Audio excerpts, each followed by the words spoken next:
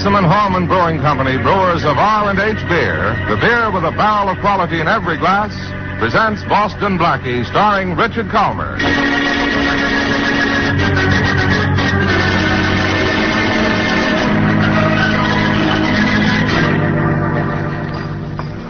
Well, Blackie, it's about time. Oh, I'm sorry, Mary. I left the apartment without my wallet and had to go back for it. Have you ordered? No, I was afraid I'd have to wash dishes if it didn't show up. All I have with me is 15 cents. But you have your smile. That should pay for the most expensive breakfast in town. I tried it once. Did it work? No, I did. Washing dishes. Well, let's see. What's good for breakfast on such a cheerful morning? Who's cheerful? I am.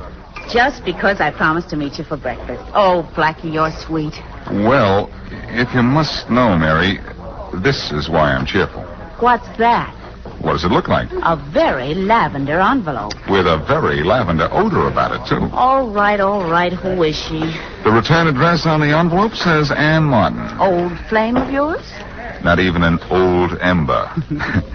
She's the wife of one of Shorty's old gangster pals, Harry Martin. Well, forgive my woman's curiosity, but why is she writing lavender letters to you? I don't know. I haven't opened it yet. Mind if I do? I'll mind if you don't. Excuse me. I will not. You're going to read that aloud. Maybe I'd better read it in a whisper. Oh, what does she say? Dear Boston Blackie. I could have guessed that much, but what does she want? Besides you. Let's see. Nothing important, Mary. Just $50,000.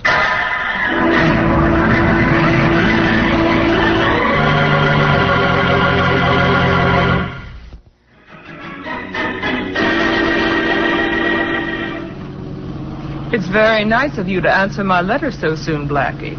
I thought you would. But I didn't expect such a lovely drive in the country, too. Your request this morning for $50,000 sort of stifled me, Anne. I thought the country air would do us good. I guess I'd better explain. That's not a bad idea.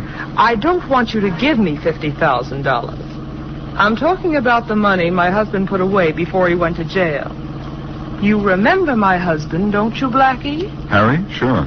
He liked you, Blackie. I thought he might have told you where he put that $50,000. Which $50,000? The money he and the gang got in that Berkeley City job. He died in prison last year, you know. Yes, but I don't know what he did with the money, and even if that money is found, the police have a priority on it. Well, you can't blame a girl for trying. I guess we better go back to town. All right. What's on the radio Saturday afternoon? Turn it on and see. Thanks. No, not that one, Ann. That's my police radio. Two-way at that. Oh, sorry. That switch there. Right. What are you doing with a two-way radio? Playing policeman professionally? Oh, this radio's no joke. I bought it myself, and it comes in handy on a case every now and then. You're becoming a regular Boy Scout, aren't you? Oh, I really never use the thing except for laughs when Faraday's men are looking for me. Then I cut in and answer them back. Policeman's little helper, aren't you? Let me tell you something right now, Boston Blackie. If I ever find Harry's money and you go to the cops, I have friends who will take care of you. Tell them not to bother, Ann. I can take care of myself.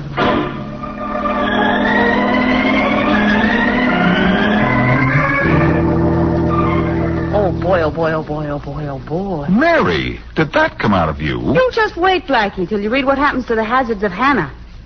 You, bring me the Sunday papers and then sit over there and read them yourself. That's very nice of you. I can't wait for Sunday. I like my thrills in color. Hey, you want me to read you the hazards of Hannah? No, thanks. I'm not hep to Hannah's hazards. Ignorant, aren't you? Oh, here's something not in the funny papers that may be a joker just the same on page 1. What? Jack Winters, Bob Talmadge, and Esther Brown are back in town after spending several years at Uncle Sam's mansion up the river. And who are Jack Winters and, so forth? Well, I don't think you know them socially, Mary. They, came from the far side of the wrong side of the tracks. Well, then how do you happen to know them? I've been hopping back and forth over those tracks all my life. They were pals of Harry Martin's. And who is Harry Martin? Before he died in jail last year, he was Ann Martin's husband.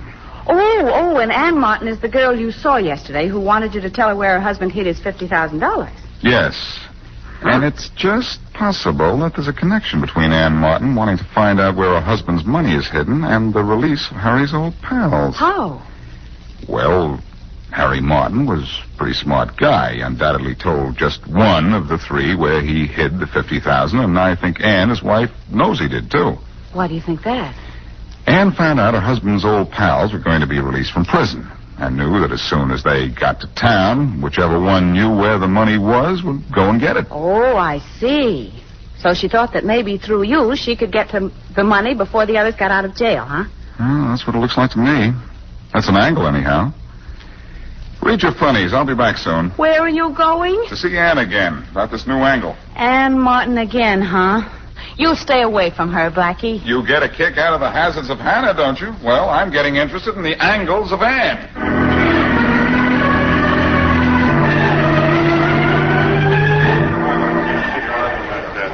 What are you thinking about, Esther?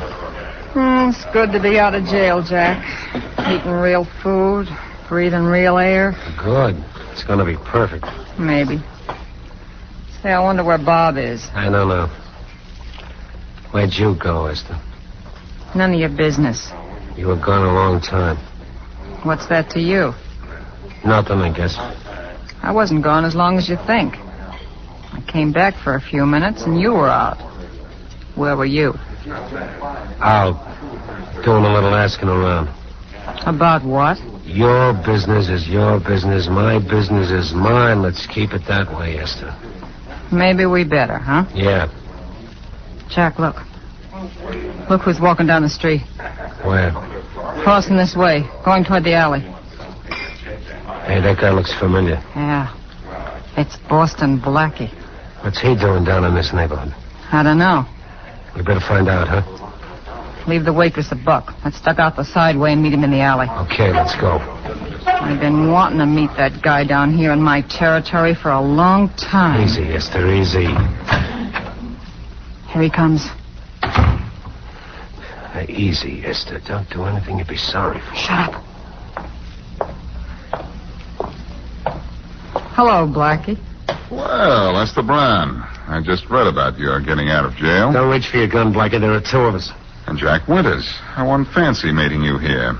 What are you doing down here, Blackie? Oh, just looking around. For trouble, maybe? You know I don't have to look for trouble, Jack. Trouble comes to me. What do you mean by that? Nothing. Have you been up to see Ann Martin yet? No. Why should we? He knows why we might, Esther. That means he knows too much. No, not yet. But I'm going up to see Ann and find out what there is to know. I don't think you ought to. I didn't ask for your advice. Then maybe we ought to fix you so you won't need it. You swing fast, Jack, but not hard enough. Well, Jack won't wake up for a while, I guess. I seem to have a lullaby left hand. And now I think I can go and see Ann without interference.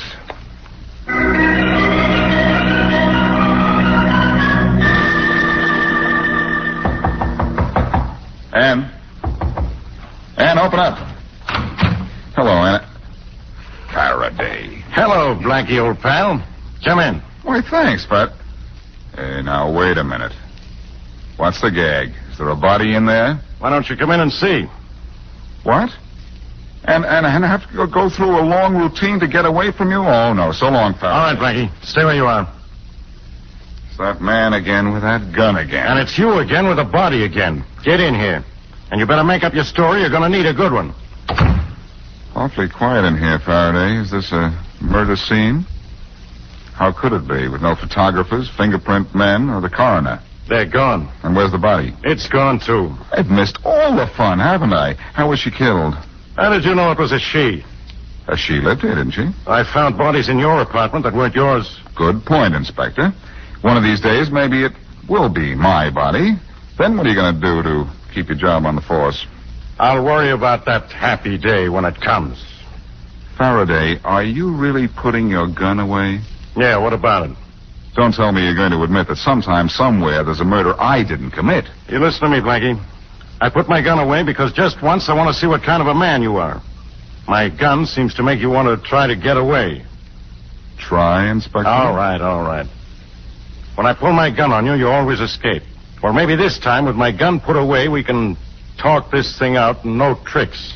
I hate to spoil your fun, Inspector, but this is one time I have no intention of running from you. Yeah? Why? Oh, I'm just tired of it. What happens when I duck you? I not only have to avoid every cop in town, but I have to solve the case for you to clear myself. No, that's too much trouble. Well, at last you're coming to your senses. What are you coming to, Faraday? The reason you killed Ann Martin. Did you find it out all by yourself? Oh, it didn't take much to find out you saw Ann Martin yesterday afternoon. The whole neighborhood was talking about that car of yours. What should I have done to pick Ann Martin up? Driven down in a coal truck? Then you admit you saw her yesterday afternoon. I admit, Faraday. Yesterday afternoon from 2 o'clock until about 5:30. All right, that's fine. It comes under the heading of so what in my book. She was alive then. We've already established the time of death between the hours of 8 p.m. and 12 midnight Saturday. Then I suppose if I tell you exactly what I was doing in that time, you'll let me go and the fun will be over. Oh, no, Blackie. You don't get out of this, not even with a perfect alibi, 10 witnesses, and 37 affidavits. My, but you sound convincing. But I'm sorry, Faraday, I didn't kill Ann Martin. Who did? I don't know, but give me 24 hours this side of the bars, and I'll not only get your killer for you, but the $50,000 Harry Martin stole before he went to jail. You're still looking for it. I happen to know that. What's the gag, Blackie? Gag? What's the idea of asking for 24 hours? You usually take it. Only when you have a gun on me. Okay, Blackie, get out of here. But I'm holding you to those 24 hours. You won't get 1 minute more. Now beat it before I change my mind. You mean you don't think I could get away from you if I wanted to? No, I'm letting you go. No, if you'd made one false move while we were talking, I'd have shot you in your tracks. Now get out of here. You would have shot me, huh? Oh, Faraday, catch. Whatever it is, I don't want it. I think you can use it, Faraday. It's your gun.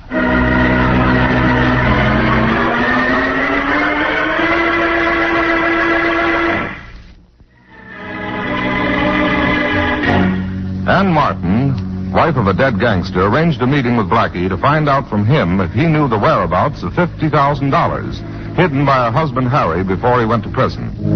Blackie didn't know. Next day, Blackie noticed in the newspaper that Harry Martin's gangster pals had just been released from jail and realized that Ann Martin came to him for information about the missing money in hopes that she could get it before Harry's old friends. Following this lead, Blackie went to Ann Martin's apartment to be informed by Inspector Faraday that she had been murdered.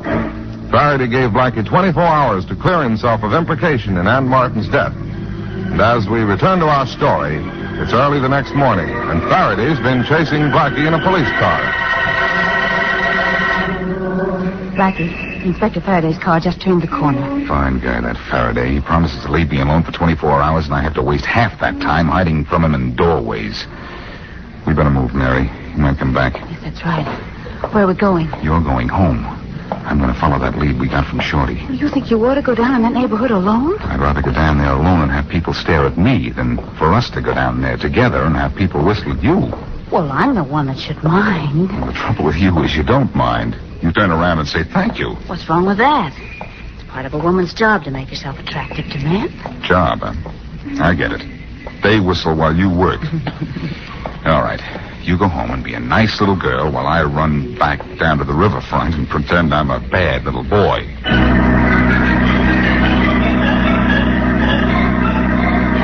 How's the jaw, Jack? Quit worrying about it, Bob. It's okay. I tell you, Jack, you shouldn't have swung on Blackie like that. He can give us trouble. Hello, boys. Oh, hi, Esther. Hi. Okay.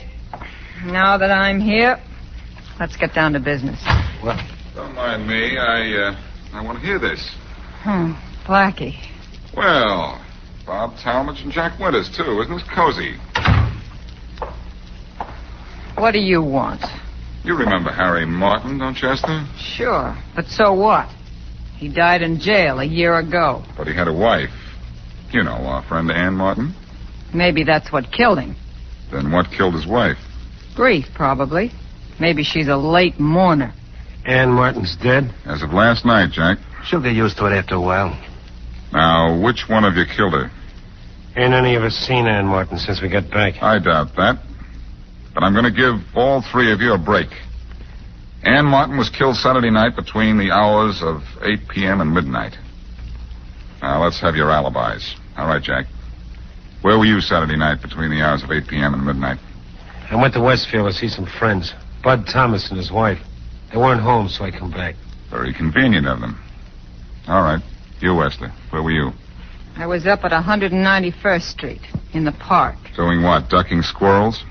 I was there at 9. It takes a long time to get back and forth. A horse ran away just about the time I got there. That's easily checked. How about you, Bob? I was to the movies at 86th and River Road. What was showing? A double feature. The Call of Africa, and believe me not, there was a newsreel and a cartoon. What was in the newsreel? Well, the usual stuff, a launching, some new styles and hats, new inventions, some pictures of the president. You got our alibis. We weren't near Ann when she got killed. Now beat it, will you? Sure, I'll beat it. But there'll be a murder rap against one of you for killing Ann Martin. And you'll have to beat that.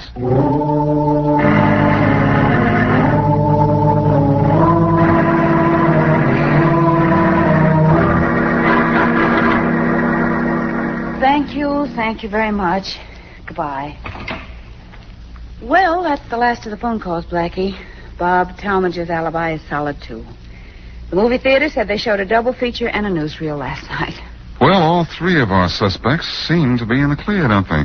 Blackie, is this going to be one of those murders where you almost begin to think you did it? No, Mary. I think I know who killed Ann Martin. What? But I promised Faraday the $50,000, too. And the killer has to lead me to the money.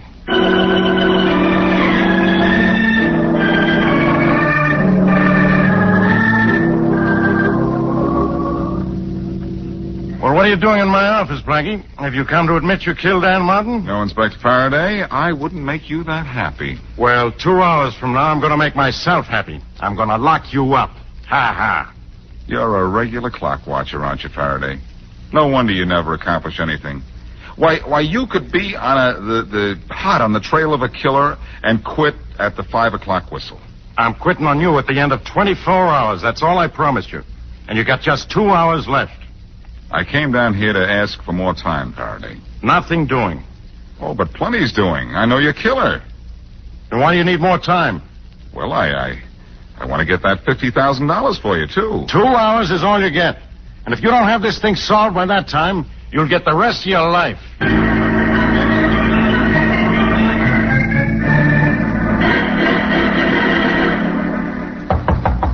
Who is it?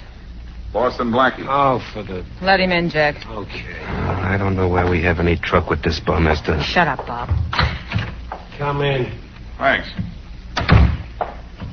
Now what do you want, Blackie?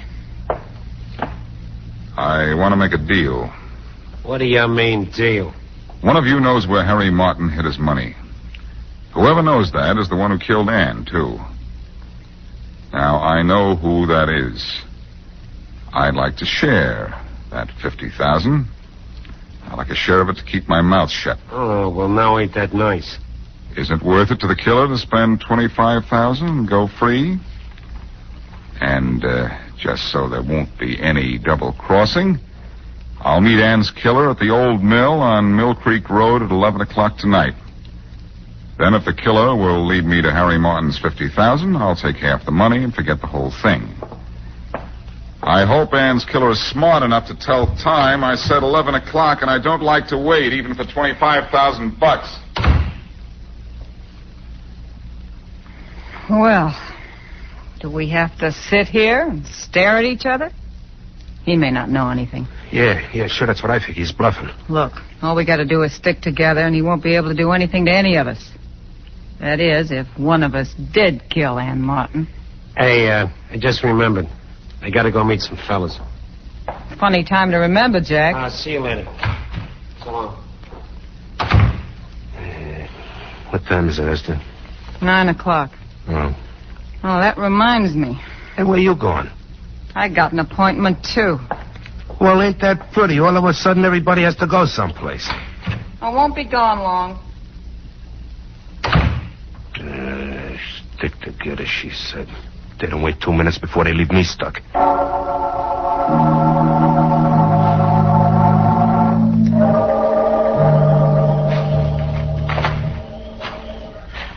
Blackie.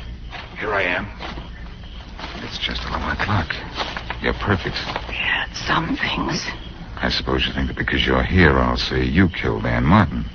You said you'd meet your killer here. And you'd like to meet him, too, wouldn't you, Esther? Sure, wouldn't you?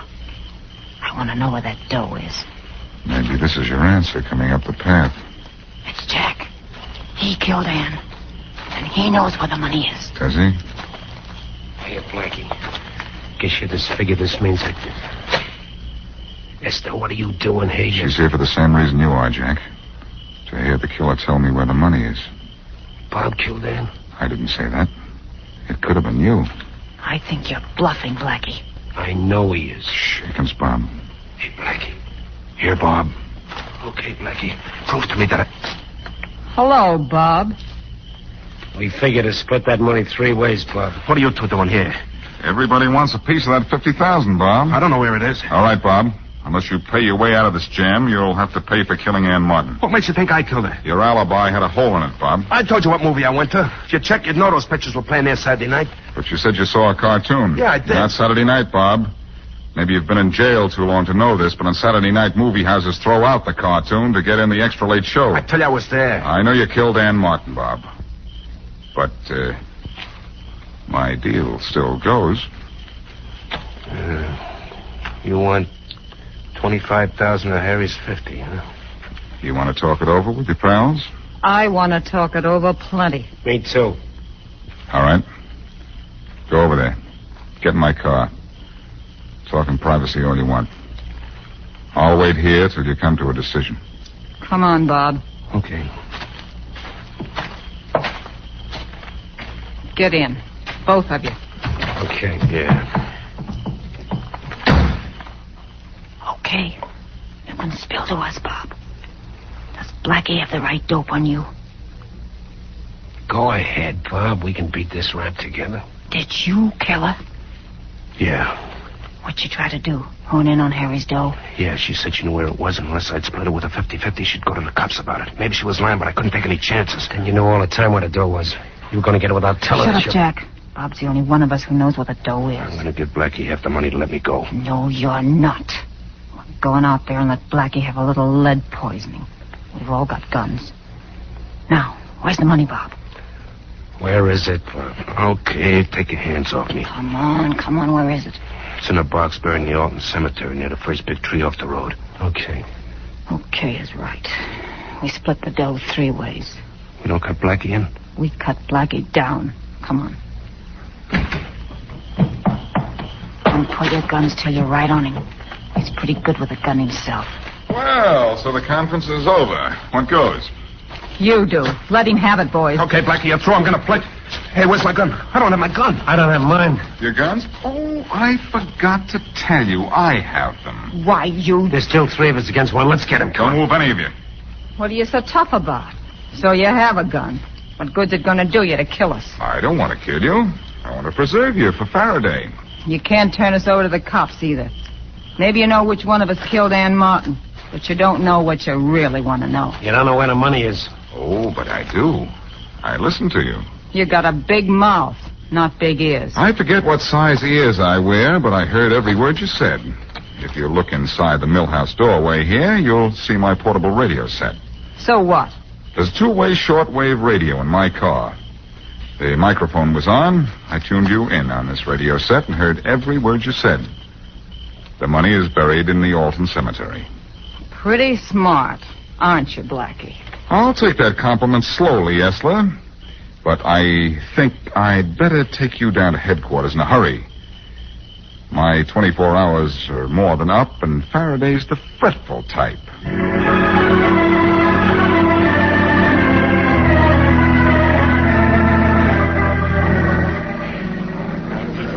Oh, Mary, it's about time. Sorry, Blackie, I missed my bus, and another one didn't come along for 15 minutes. Have you ordered yet? No, I was afraid I'd have to wash dishes if you didn't show up. All I have here is 15 cents. Oh. Oh, that makes you happy. Oh, Oh, no. This is what makes me happy. Letter from a boyfriend? It's from a man, yes. You jealous? No. Aren't you the least bit jealous? No. Well, aren't you joking? Yes. Oh, that's better.